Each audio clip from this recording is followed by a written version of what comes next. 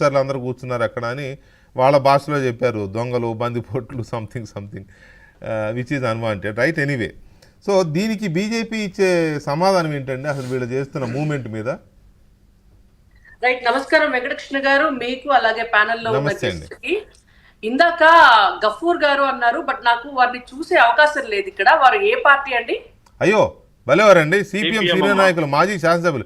మీరు జర్నలిస్ట్ గా ఉన్నారు, అప్పుడు మీకు తెలుసు. ఓకే రైట్, అంటే వారేనా వేరే గఫూర్ గారు? వారే, కర్నూలు ఎక్స్ఎమ్మెల్యే గారు. రైట్, గఫూర్ గారికి కూడా నమస్కారం. అయితే ఒకటి, ఇప్పుడు చాలా క్లియర్ గా వారు సీనియర్ నాయకులు, వారు అర్థం చేసుకోవాల్సినటువంటి అంశం, ఇప్పుడు భారతీయ జనతా పార్టీ అనంగానే పుట్టుకతోటే మాకు ఇది వ్యతిరేకమైనటువంటి పార్టీ కాబట్టి మేము భారతీయ జనతా పార్టీ ఏది చేసినా దాన్ని వ్యతిరేకిస్తామనేటువంటి కోణంలో అంత పెద్ద సీనియర్ నాయకులు వారు కూడా మాట్లాడకూడదు. నేను ఎందుకంటున్నాను అంటే, ఒక పార్టీ ఒక నిర్ణయం తీసుకొని, పార్టీగా కాదు కేంద్ర ప్రభుత్వంగా ఒక నిర్ణయం తీసుకొని డీలిమిటేషన్ అనేటువంటి ప్రాసెస్ ని మొత్తం ఇండియా మొత్తం కూడా చేయాలి కాబట్టి భారతదేశం అంతా కూడా ఖచ్చితంగా ఏదో ఒక ఫార్ములా పెట్టుకుని అకార్డింగ్ టు దట్ చేస్తారు. చేసే ముందు ఖచ్చితంగా దానికోసం ఒక కమిటీని వేస్తారు, దానికోసం అన్ని రాజకీయ పార్టీల నుంచి పెద్దలను ఆహ్వానిస్తారు, అఖిలపక్ష సమావేశాలు వీలైతే అవి కూడా పెడతారు. ఆ కమిటీ అందరి దగ్గర నుంచి కూడా అభిప్రాయాలను సేకరిస్తుంది, ఆ తర్వాత విధి విధానాలను డిసైడ్ చేస్తారు, ఆ తర్వాత అందరి అభిప్రాయాలను సేకరించిన తర్వాత దానికి సంబంధించినటువంటిది అంశాలన్నింటినీ కూడా ఈ పద్ధతి ప్రకారం డీలిమిటేషన్ చేస్తున్నాము అని చెప్పి దాన్ని సభలో పార్లమెంట్ లో పెట్టి దానిపైన చర్చ జరిగిన తర్వాత ఒక తీర్మానం జరిగి కదా అది బయటకు వస్తుంది, అది చట్టం అవుతుంది. అంటే ఇవాళ ఒక కమిటీ లేదు, దాన్ని ఒక చట్టంగా చేయలేదు, దాని పట్ల చర్చ లేదు, దాని విధి విధానాల రూపకల్పన లేదు, ఏమీ లేకముందే ఆలు లేదు సూలు లేదు కొడుకు పేరు సోమలింగం అన్నట్టు చేస్తే, ఏమీ లేకముందే వీళ్ళంతా ఎందుకు ఎగిరేరు పడుతున్నారు అనేటువంటి దాని వెనుకాల డెఫినెట్ గా కూడా అంటే లెక్క ప్రకారం మీరు చెప్పినట్టే జరగాలి. కానీ గఫూర్ గారు కానీ ఇప్పుడు అక్కడ సమావేశమైన ఇతర పార్టీలు అనేది ఏంటంటే లెక్క ప్రకారం జరగడం కాదు, వీళ్ళు బుల్డోజ్ చేసుకుని వెళ్ళిపోతారు మందబలం ఉంది కాబట్టి అనేది వాళ్ళు అనేది.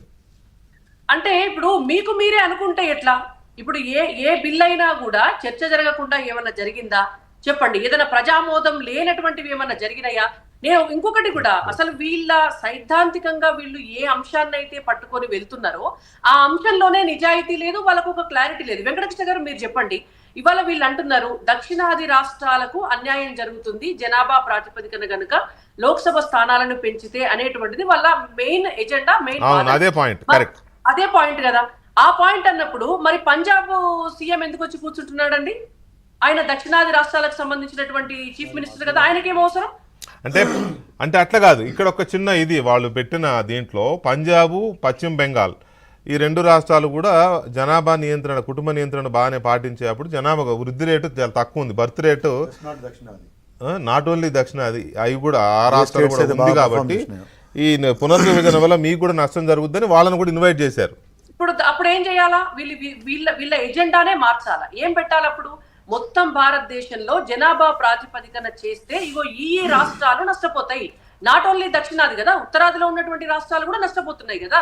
కాబట్టి మా ఎజెండా అనేటువంటిది, మా పాలసీ అనేటువంటిది జనాభా ప్రాతిపదికన చేయకూడదు అనేటువంటిది డిక్లేర్ చేసి వెళ్ళాలా.